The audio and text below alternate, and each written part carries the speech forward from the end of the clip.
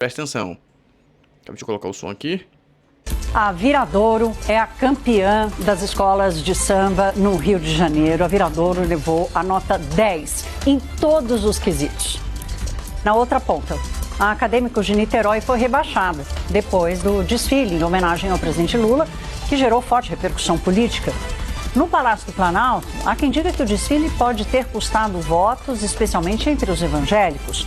Mas há também quem acredite que tudo vai passar até as eleições em outubro, assim como a escola de samba passa pela avenida. Aposta Lula amnésia. está na Índia, em viagem oficial, portanto se afasta desse calor do debate. Mas aqui no Brasil, a oposição, o Congresso e lideranças religiosas demonstram que não vão largar este enredo tão fácil. Meus amigos, estão gostando, né? Estão gostando, né? Eles estão apostando em vou fazer nada porque eles não têm o que fazer. Essa é a realidade. Essa é a realidade. E agora, vamos ver a repercussão da decisão do Moraes de perseguir a galera da Receita. Presta atenção. Por exemplo, a reação da Receita Federal ao Alexandre de Moraes. Brutal, né? Hoje a gente recebeu o Kleber Cabral, que é o presidente da Unafisco no Aragá, e a perplexidade deles, da desproporcionalidade. Ele falou, a Receita Federal tem diversos muros. É óbvio que se houve alguma invasão, se houve algum acesso equivocado, para dizer o mínimo, separar se houve dolo ou culpa apenas, se foi um ato culposo, se foi um ato doloso, enfim, faria parte de um processo, mas nem existe um processo. Qual é o processo que envolve os auditores da Receita Federal? O inquérito das fake news? Bom, pelo menos isso é que se alega. Então assim... Seriam ameaças, só para esclarecer, seriam ameaças aos ministros. Portanto, cabe o inquérito das fake news que foi montado em 19 pelo Toffoli e entregue ao Moraes para combater ameaças aos ministros. Sim, e que tem uma raiz, né, sim. Caio, já passo para você, que tem uma raiz dessa figura do Alexandre de Moraes, que é a vítima, que é o juiz, que é o investigador, e que é parte inteira do processo, não precisa de mais nada. Então, eu perguntei, por exemplo, ao presidente da Unafisco se eles iam recorrer, o que eles iam fazer. Aí ele falou para mim assim, recorrer a quem? O que a gente faz? Nós não temos acesso ao processo. Os caras estão andando de tornozeleira sem nunca ter respondido nenhum processo, nada. A gente não tem o que fazer. Você ia colocar aqui em 2019 uma ação como ontem contra 2 funcionários da Receita Federal, nos mesmos termos, uma ordem do Alexandre de Moraes, com base no inquérito das fake news. Mas naquela época vocês não repercutiram, né, imprensa? Mas não é o momento de bater neles. Seguindo agora, vocês perceberam a repercussão, imprensa batendo. Presta atenção agora nisso aqui, que só reforça a questão da ruptura. Presta atenção nisso aqui. O Público Federal decidiu arquivar a solicitação de investigação sobre a atuação do ex-presidente Jair Bolsonaro durante a pandemia. De acordo com a Procuradoria, as denúncias apresentadas eram amplas e não estavam acompanhadas de provas ou documentos que justificassem a abertura de um inquérito. Na acusação, Bolsonaro e seus familiares eram mencionados por supostos crimes como lesa-pátria, genocídio, ligação com milícias, tráfico de drogas, corrupção, rachadinhas e ataques à ordem democrática. Meus amigos, pelo que parece, os perseguidores começaram a perder apoio. Ministério Público Federal arquiva investigação contra Bolsonaro. As coisas estão mudando. Vocês estão percebendo que o vento agora está mudando de direção? E vem mais, vem mais. Presta atenção agora na Júlia, o que ela vai compartilhar pra gente. Calma aí, deixa eu soltar o som. Mendonça blindou o inquérito do Banco Master da direção da própria Polícia Federal. Olha isso. Na decisão dessa quinta-feira, em que ele acata vários pedidos dos delegados que estão tocando a investigação e ele reverte... Acata pedidos do delegado federal. Quem tá mandando em quem? Polícia Federal manda no STF, o STF manda na Polícia Federal. E aí? Responde pra gente nos comentários.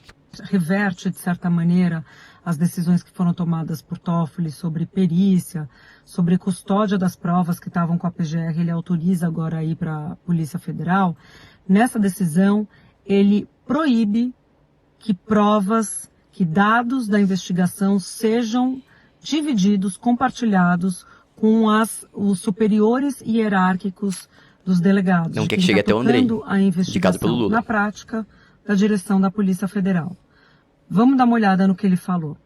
André Mendonça diz o seguinte: apenas e tão somente as autoridades policiais e agentes diretamente envolvidos na análise e condução dos procedimentos, diretamente envolvidos, é que devem ter conhecimento das informações acessadas, o que lhes impõe o dever de sigilo profissional, inclusive em relação aos superiores hierárquicos. Dever, inclusive, em relação ao superior hierárquico. E ele continua, em relação a outras áreas e autoridades da Polícia Federal que não estejam diretamente... Ou seja, quer travar que a informação chegue até o Lula. Essa é a grande realidade. E tá fazendo muito bem feito. Eu reforço para vocês, quem tá mandando em quem? Incumbidas das atividades investigativas, ficam restritos os acessos às informações e andamento das investigações. Tipo assim, pode ser superior, pode ser diretor, pode estar acima. Diretor. Se não está envolvido na investigação, não é para ter acesso à informação. E vai além.